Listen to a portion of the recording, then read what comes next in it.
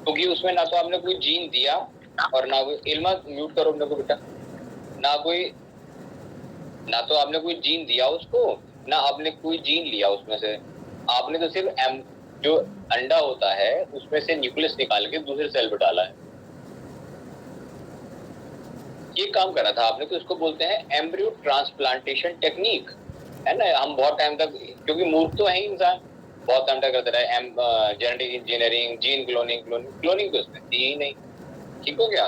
तो चलो ये तो रही बात हमारे कल की, जो हमने कल रिवीजन किया था। आज हम शुरू करने जा रहे हैं कुछ और टर्मिनोलॉजी से, जो आप बायोटेक में आगे भी पढ़ेंगे। हम डीएनए को क्लोन करते हैं, और क्लोनिंग से हमारी मकसद है, क्लोनिंग ही मकसद है। क्लोनिंग क्यों मकसद है बेटा लोग? क्योंकि क्लोनिंग से होता क्या है, एक से कई कॉपीज बन जाती है। क्लोनिंग का मतलब क्या होता है कि एक से कई कॉपीज बनती है। और ये क्लोनिंग वही तो है जिसे आप जानते हैं माइटोसिस के नाम से। माइटोसिस में क्या होता है? माइटोसिस में तो एक से दो कॉपी बनती है, ये मदर सेल होता है और ये डॉटर सेल होते हैं, है ना। ये मदर डीएनए है, ये डॉटर डीएनए है। ये तो होता है, इसको आप बोलते हैं जेनेटिक्स में रेप्लिकेशन, और वैसे बोले तो ये है क्लोनिंग। तो ये क्लोनिंग तो करोड़ों सालों से चल रही है बेटा, आज की बात नहीं है कि जो है आज हमने शुरू करा है, ये तो करोड़ों सालों से चल रही है माइटोसिस यानी कि क्लोनिंग। और इसमें जो है एक सेल, अच्छा क्लोनिंग में क्या है, डीएनए रेप्लिकेट होता है ये, ठीक हो गया। तो जो क्लोनिंग करी जाती है, इसको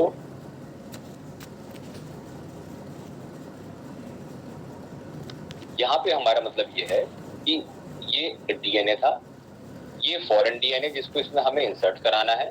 इन दोनों को हमने क्या करा, रिकॉम्बिनेंट बनाया। इस तरह से देखो ये बन गया। अब इसकी हमें बनानी है मल्टीपल कॉपीज, इसके बनाने हैं कई स्वरूप, इसी को बोलते हैं हम क्लोनिंग।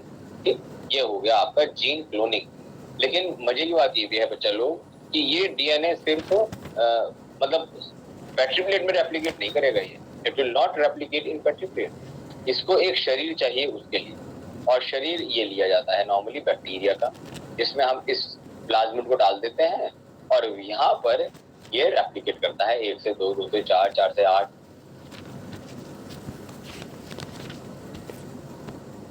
ऐसा डीएनए मॉलिक्यूल, ऐसा कोई भी मॉलिक्यूल जिसको हम इस्तेमाल करते हैं क्लोनिंग के लिए, इसको हम बोलते हैं वेक्टर। ठीक, वेक्टर हो गया। और जिस एनिमल का सेल का, प्लांट सेल का हम इस्तेमाल करते हैं इसको रेप्लिकेट कराने के लिए, उसको बोलते हैं होस्ट। तो ये बना वेक्टर और ये बना होस्ट, ठीक है। इसी तरह से होस्ट, किसको दिक्कत है इसमें, कोई तो पूछे। राहुल? नहीं है सर। राहुल मौर्य, ये है होस्ट, ठीक हो गया। यस और इसके अंदर जो ये बनाया आपने हाइब्रिड डीएनए, इसको आपने कराया रेप्लिकेट, ये बन गया आपका वेक्टर। होस्ट के अंदर वेक्टर। तो अब ये बैक्टीरिया के अंदर जो है रेप्लिका बनने शुरू होता है। तो इस तरह से ये आपकी डेफिनेशन हुई क्लोनिंग और वेक्टर और ये होस्ट। अब ये देखिए, जब हमने दो अलग तरह के डीएनए को मिलाकर एक डीएनए बनाया है, तो इसको बोलते हैं, this is known as recombinant DNA. ये कहलाता है रिकॉम्बिनेंट डीएनए, या इसको बोलते हैं हाइब्रिड डीएनए, या इसको बोलते हैं शीमेरिक डीएनए। ऐसा डीएनए जो 2 से मिलकर बना हुआ हो या 3 कई से मिलकर बना हो, उसे कहते हैं संकर।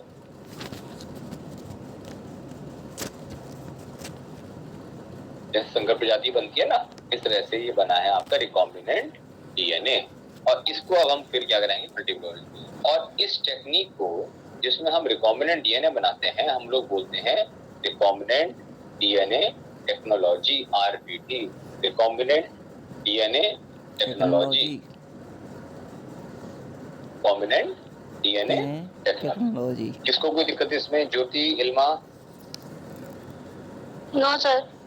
हाँ, तो ये बात क्लियर हो गई कि हमारे होस्ट क्या होते हैं, हमारा वेक्टर क्या होता है, और हमारा आरडीटी रिकॉम्बिनेंट डीएनए टेक्नोलॉजी क्या होती है। और उसमें हमने देखा शिमेरिक डीएनए क्या होता है, हाइब्रिड डीएनए क्या होता है, और ये आपका रिकॉम्बिनेंट डीएनए क्या होता है। ठीक, अब इस डीएनए में कई सारी बातें हो सकती हैं। अच्छा, जैसे मैंने आपको बताया ना होस्ट, ये ठीक नहीं, चलो होस्ट को छोड़ो, ये वेक्टर की बात करता हूँ।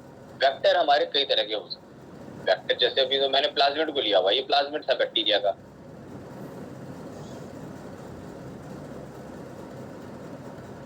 तो जैसे मैं प्लाज्मिड को लेता हूँ, इस तरह से मैं और भी कई सारी चीजें हैं जिनको वेक्टर की तरह इस्तेमाल कर सकता हूँ। ठीक है, जैसे कि बैक, आपसे मतलब समझाइए, बैक्टीरियल आर्टिफिशियल क्रोमोसोम, जो बैक्टीरिया का डीएनए है उसको ले सकता हूँ। YAC, ईस्ट आर्टिफिशियल क्रोमोसोम, ये हो गया तुम्हारा बेकी कॉटेज जिससे आप खमीर उठाते हो। ठीक, तो बैक हो सकता है, वेक्टर बैक हो सकता है। और प्लाज्मिड तो मैंने बताई थी आपको, प्लाज्मिड। एक होता है इसमें कॉस्मिड। अब कॉस्मिड क्या भला होती है, इस शब्द को आप देखिए, ये बना हुआ है कॉस, COS। कॉस क्या होते हैं, कॉस वो साइट, मतलब कॉस वो डीएनए होता है जो इस पूरे डीएनए को सिकोड़ देता है, मतलब छोटा कर देता है। कॉस साइट्स जो होती हैं ये डीएनए को छोटा करती हैं। जैसे कैसे, देखिए पहले डीएनए था ये, ठीक, अगर आप इसमें कॉस साइट डाल देंगे प्लस कॉस, तो ये ऐसा हो जाएगा, मतलब कि कॉम्पैक्ट हो जाएगा, छोटा हो जाएगा। ठीक, ये क्या बना, ये बना आपका, ये है कॉस्मिड। ठीक, तो कॉस्मिड भी हम एज ए वेक्टर इस्तेमाल कर सकते हैं। अच्छा, we can use phages. Phages तो आपको पता ही होंगे, फेज क्या होता है, ये देखिए मैंने बनाया डायग्राम, आपको सबको पता होगा क्या है ये, क्या है, कौन बताएगा, who will tell me what is this structure, क्या है, क्या बताया, बैक्टीरियोफेज। वेरी गुड, बहुत बढ़िया। ये जो है बैक्टीरियोफेज है, और बैक्टीरियोफेज के अंदर क्या होता है, डीएनए या आरएनए, है ना। तो हम इसको पूरे पूरे को कैसे इस्तेमाल करते हैं, एज अ वेक्टर। ठीक, तो फेज हो गया। अब क्या होता है, इस फेज की जो है ना एक लिमिट होती है, क्योंकि आप देखो ये बहुत छोटा साइज होता है, बहुत छोटा साइज होता है, इसमें इतना बड़ा डीएनए नहीं आ सकता। ठीक, तो इस डीएनए को छोटा करने के लिए हम इसमें क्या कर सकते हैं, कौन सा मिलाएंगे, बोलो राहुल, कौन सा मिलाते हैं, कॉस्मिड।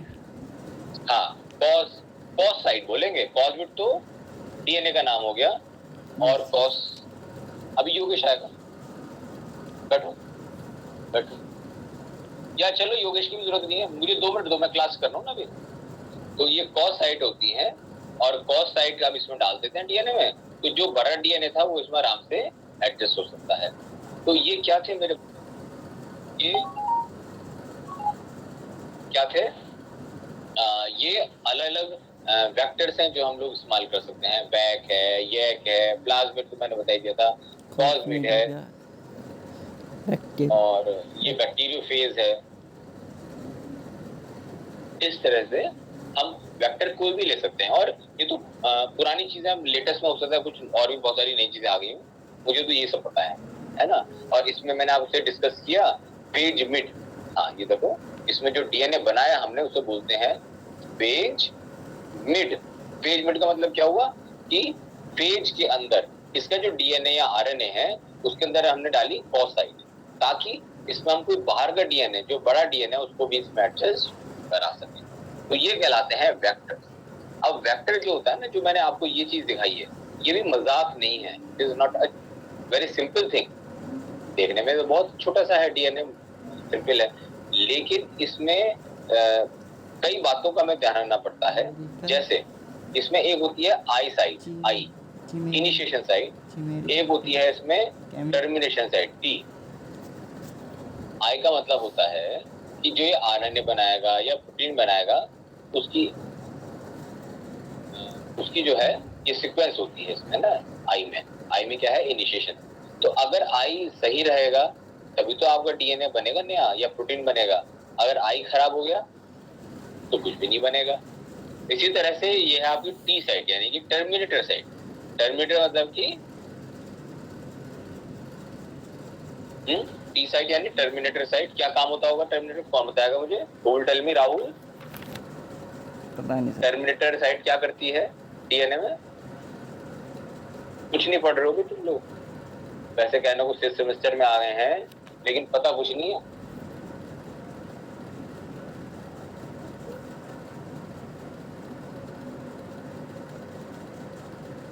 आपको कॉलेज से चाहिए ना,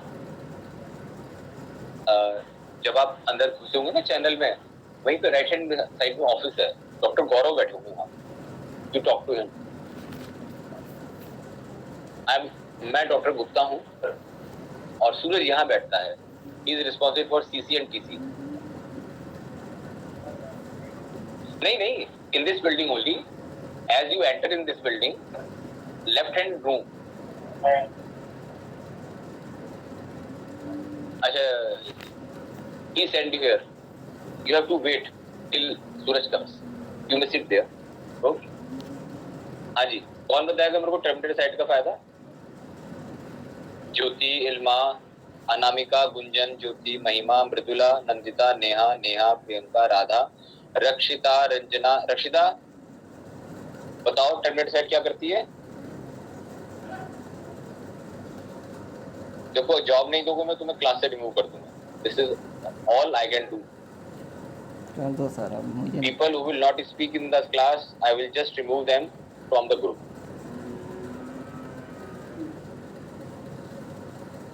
राधा,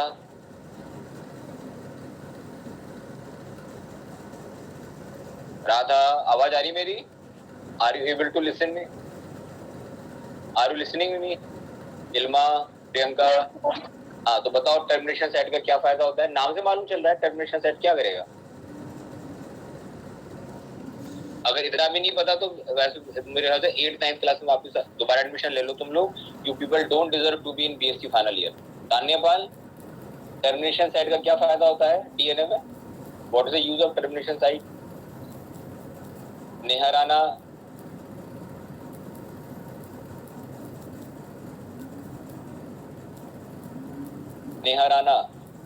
वो ग्रुप में नहीं हो?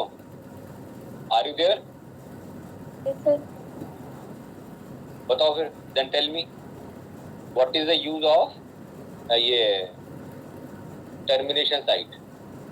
मैंने बताया ना, एक इनिशिएट साइट हो गई, एक टर्मिनेशन साइट हो गई। तो what is the use of termination site? Sir process stop हो जाएगा उस पे। एवरीथिंग, बहुत बढ़िया बात बताई नेहा ने। T is responsible for terminating any process, चाहे वो आरएनए प्रोसेस बनने का हो, चाहे वो प्रोटीन बनने का हो, कुछ भी हो, मतलब इट विल स्टॉप दैट। तो इसीलिए जब आप किसी को वेक्टर की तरह चुनते हैं, then you have to see all these things. There should be intact initiation site, there should be intact termination site. अगर इनिशिएशन ही नहीं है, इफ इट इज ब्रोकन, अब डीएनए तो है, धागा ही तो है, अगर इनिशिएशन साइट करप्ट हो गई तो फिर ये इनिशिएशन कैसे करेगा, प्रोटीन कैसे बनाएगा, how it will synthesise the protein, है ना। और टर्मिनेटर साइट क्या है? टर्मिनेटर साइट अगर नहीं होगी, then this process will keep on going like this, मतलब प्रोटीन बनते ही जाएगा, ये आरएनए बनते ही जाएगा, चला जाएगा, है ना। तो this is the problem. These all are the constraints that we have to see before preparing a vector.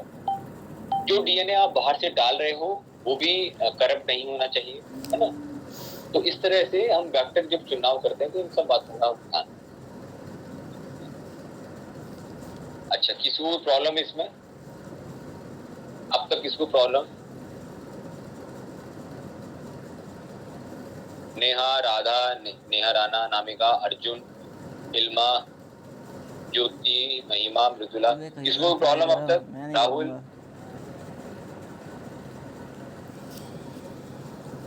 M I audible? सुनाई दे रहा हूँ मैं सबको? Yes sir. हाँ, अब तो कोई दिक्कत है रंजना? Sir no. ठीक है, मैं इतना ही करा रहा हूँ ये, क्योंकि और तुम लोग रिवीजन करके आओ भी। ऐसे नहीं काम चलेगा कि बिल्कुल मेरे ऊपर मौसर होके बैठे हो कि बस सर ही कराएंगे जो कराएंगे। मैं तो पूरा पढ़ा चुका हूँ तुम्हें, अभी रिवीजन चल रहा है। एंड आई एक्सपेक्ट कि whenever you are coming in this online class, go through the lectures, go through the notes and then come and answer to me. Yes sir. ऐसा नहीं है कि जो है मैं बोले जा रहा हूँ तुम अपना सो रहे हो बजे बैठ के। ठीक है, मजाक मत बनाओ क्लास का। ये तो मना कर दो कि हमें क्लास नहीं करनी, मेरी भी छुट्टी हो तुम्हारी भी छुट्टी हो। हम प्रिंसिपल लिख के दे देते हैं कि बात खत्म, बच्चे पढ़ना ही नहीं चाहते। क्यों तुम मेरा टाइम बर्बाद कर रहे हो, क्यों तुम अपना टाइम बर्बाद कर रहे हो? ठीक है, मुझे साफ साफ तुम ग्रुप में लिख दो कि sir we don't want to attend any class. हम लोग सुपर इंटेलिजेंट बच्चे हैं, हमें सब आता है और हमें कोई जरूरत नहीं पढ़ने की। जैसे प्रमोट होके पास कर रही है सरकार, तुम भी हो जाओगे प्रमोट हो गए। ठीक है ना? तो मुझे ग्रुप में साफ लिख दो कि जितने ये कितने 15 लोग हैं इस समय, ठीक है, और कल की अटेंडेंस नहीं आई मेरे पास में, मुझे कल की आप अटेंडेंस भेजो वहां ग्रुप की भी और ऑनलाइन क्लास की भी, and send me the topic also that I taught yesterday. Revision था तो right revision of introduction to biotechnology. आज क्या है? Introduction to introduction to biotechnology आज। ठीक है, तो ये पढ़ के आना। अगली बार नहीं तो मैं 5 मिनट देखूंगा सिर्फ क्लास में। अगर मुझे जॉब मिलते रहे then I will go ahead, otherwise I will close this online class. ठीक है मेरे बेटे लोग? Yes sir. छोटे बच्चे तो हो नहीं, अब बीएससी करके निकल जाओगे, पता लगा नॉलेज कुछ है नहीं, बीएससी करके ग्रेजुएट होके घूम रहे हैं। चलो, anyhow have a nice day, take care.